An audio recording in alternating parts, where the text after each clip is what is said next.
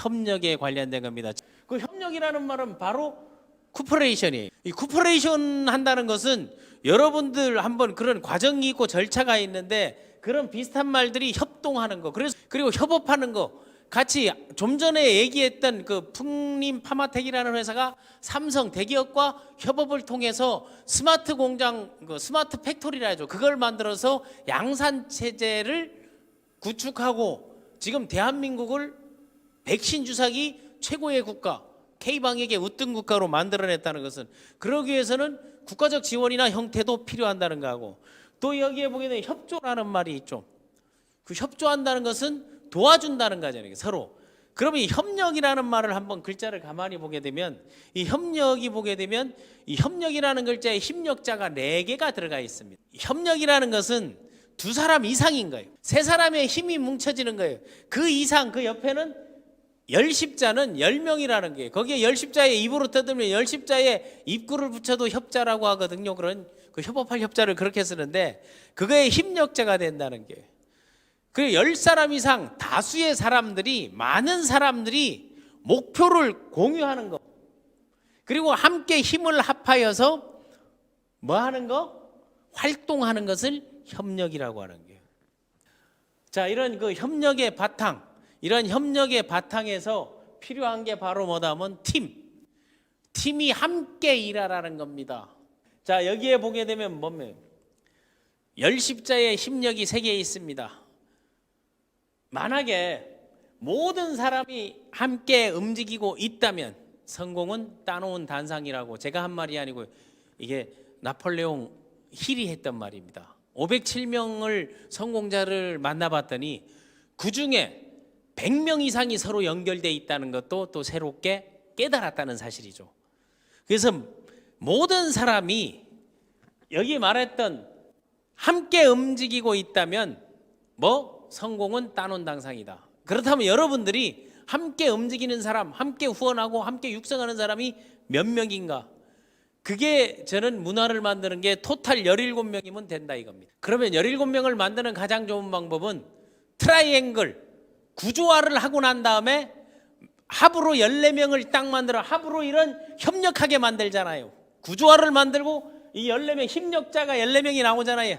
힘력자 14명이 나온다면 17명이면 문화라는 글자가 사람이 17명, 그게 7자, 6자, 4자를 합해 놓은 게 문화라는 거예요.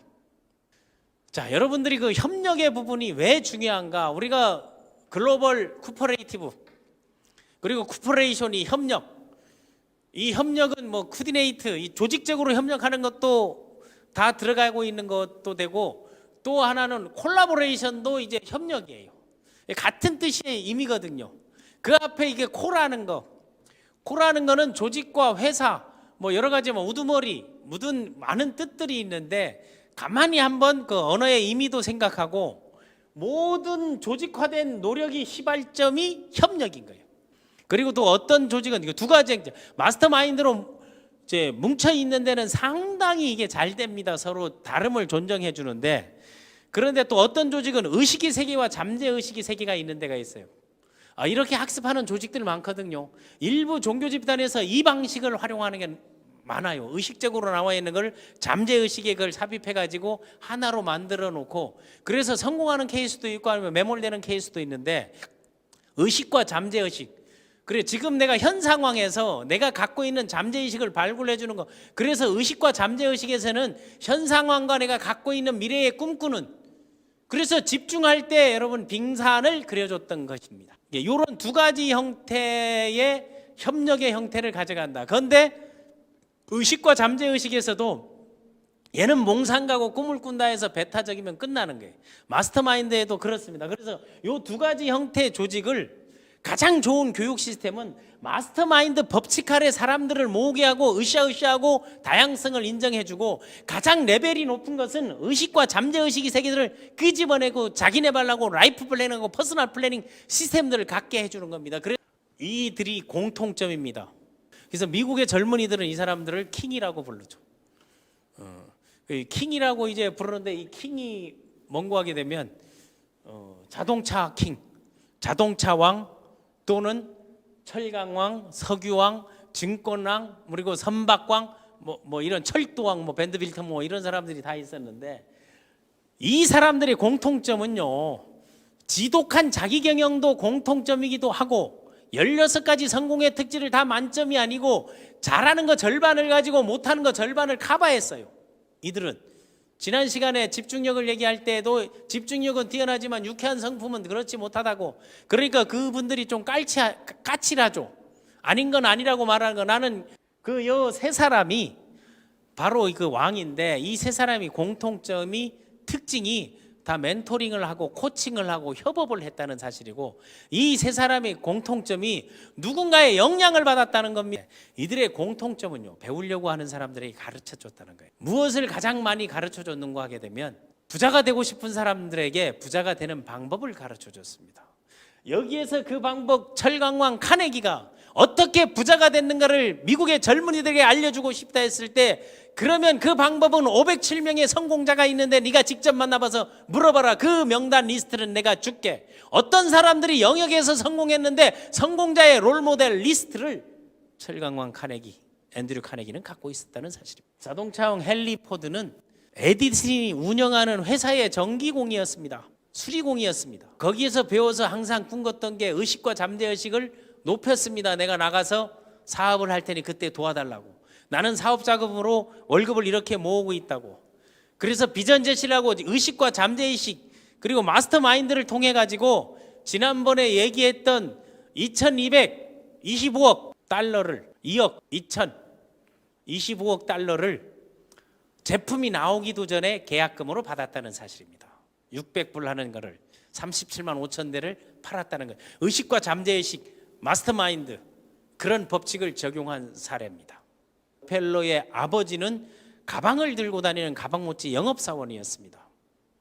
그 회사 전신이 지금 월마트의 전신회사의 영업사원이었습니다. 모든 건 연결되고 있다는 게 나오죠. 그리고 이 록펠러는 그 어린 나이에 그 노장 고참들, 밴드빌터모아 이런 사람들을 찾아다니면서 나랑 사업합시다. 공유 수당 줄게요. 추천 수당 줄게요.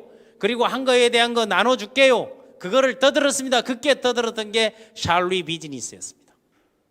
샬리 비즈니스. 나랑 사업합시다. 이 세 사람이 마스터마인드 조화를 이룬 게 있죠. 카네기가 미국 전역에 학습의 중요성 때문에 어머니가 목화밭에 목밭 타서 그 배틀 짜는 사람이었어요. 그런데 카네기는 자신의 생각들을 거침없이 시스템들을 얘기했습니다. 그래서 그 철도원이었습니다. 그것도 보조 철도원. 그 철도 보조원일 때 미국이 길잖아요. 10시간, 12시간 열차를 타고 이걸 가야 되잖아요. 그 철도왕을 만든 게 선박왕 밴드 빌터모어에게 록펠러가 샬리 비즈니스, 내가 지금 이 석유 정제를 하고 있는데 철도를 열게 되면 쇠덩이 어디 있냐? 아마 이제 카네기가 만들 거고, 이런 것들이 철강을 만들고 이런 구조적인 거를, 그 용광로를 만드는 것들을, 그 아이디어를 카네기가 어디서 찾아왔는고 하게 되면요, 철도에 그 승무원 하면서 늘 제안을 했습니다. 늘 다른 목소리를 했습니다. 뭐를 냈는고 하게 되면, 사람들이 좋은데 가격을 높여가지고 침대 칸을 만들면 어떻겠느냐, 그러면 가격을 높이더라도 편하게 갈 수 있고 가족 칸을 만들면 어떻게 했느냐 해서 그 철도의 책임자가 그거를 받아들였습니다. 그때부터 카네기 진가를 발휘하면서 결국 철강 왕이 돼서 돈으로, 그리고 카네기 홀이라는 거, 카네기 홀을 왜 만들었습니까? 엔터테인먼트 하는 사람들이 아니고 교육자들의, 강사들에게 교육의 기회를 제공해서 지금의 말로 하면 캠퍼스를 만든 거예요. 그래서 카네기가 철강왕이 되고, 카네기가 가장 위대한 것은 미국 전 세계에 자기 돈을 기부해서 다 도서관을 만들어줬습니다. 아이들이 앉아서. 그게 지금 한국에도 그런 형태가 생겨나고 있죠. 저기에 뭐 코엑스라든가 여러 군데 가게 되면 이 책방이 이제 도서실 기능을 함께 하게 되는, 융합화되고 화합되고 경계가 없어지는 것들을 하고 있다는 사실을 여러분 기억해 두시기 바랍니다. 이 세 사람이 마스터마인드 의식과 잠재의식들을 해나갔다는 것입니다. 자, 힘이라는 것은, 파워라는 것은 계획된 노력, 그게 발로로 나오는데 집중력, 협력, 조정, 자, 코디네이션, 코디네이션이 바로 뭐겠어요? 여기에서 이제 코를 다 빼고 나면 이건 조직이라는 얘기예요. 이거는 이 오퍼레이션은 과정이라는 거, 단계라는 얘기거든. 오퍼레이팅 과정 이런 거 얘기하잖아. 다음 컨센트레이션 이게 집중하다는 게. 그래서 여기에는 뭔가 조직화된 오거나이저들이 있다는 겁니다, 여러분. 그래서 세상은 하는 일에 하는 사람에게 대가와 보수가 따르는 것이지 아는 사람에게 대가를 주지 않는다는 게 이 세 사람이 한 말입니다. 자, 마지막으로 이제 여러분들에게 보여주는 게 한번 이 그림을 이게 어딘 것 같습니까? 요 크게 돼 있는 게 뭔 것 같아요? 이게 바로 코비드19 K 방역을 만들 때 한국이 만들고 세계가 사용하는, 한국이 만들고 세계인이 코로나의 위험에서 탈피할 수 있는 백신을 개발해도 주사기가 없어서 못 넣는 그런 실정에서 동시에 가장 많은 인원들에게 혜택을 줄 수 있는 이 주사기가 일반 주사기보다 10배 비쌉니다. 그러니까 중소기업에서 엄두도 못 내는 거예요. 주문량이 한정돼 있고. 그러나 코로나라는 환경이 딱 바뀌었을 때 이 주사기를 출시했을 때 그 회사 이름이 풍림 파마텍이라는 회사예요. 아마 구민가 어디에 있는 건데. 그 풍림 파마텍에서 이걸 개발했는데 대기업에서 삼성에서 가가지고 이거 같이 개발하고 스마트 팩토리로 넣자 했더니 노했습니다. 왜? 지금까지 대기업들이 중소기업을 거의 흡수해버리는 경험들이 많았잖아요. 그런데 중소기업 벤처부에서 벤처 중소기업 청장이 직접 설득을 하고 그리고 대통령이 관심을 갖고 이거는 인류를 위한 것이다 설득을 해가지고 절대로 독점하지 못하고 협력 체제로 만들고 갈 수 있다니까 이런 결단을 내려달라고 설득을 해서 그 회장님이 설득을 해서 만들어냈습니다. 그런데 이 주사기는 5명 봐줄 수 있는, 하나 가지고 5명을 뽑을 수 있는 거를 6명 넣을 수 있게끔 그 잔량을 없애는 거를 미국에서 FDA 승인 받을 때 20% 정도만 남으면 이건 성공이다 했는데 이거는 4% 정도 남는 거예요. 5% 미만으로 남으니까 1,000만 명 넣을 수 있는 거를 1,200만 넣을 수 있는 거를 이런 혁신을, 그리고 팩토리, 스마트 팩토리를 통해서 이게 협업인 거예요. 이게 협력인 거예요. 이 정신을 100년 전에 록펠러나 카네기나 에디슨이나 뭐 하비스톤이나 아니면 헨리 포드는 했다는 사실을 100년이 지난 지금 한국에서 그 성공의 법칙을 활용해서 이것을 이끌었다는 사실입니다.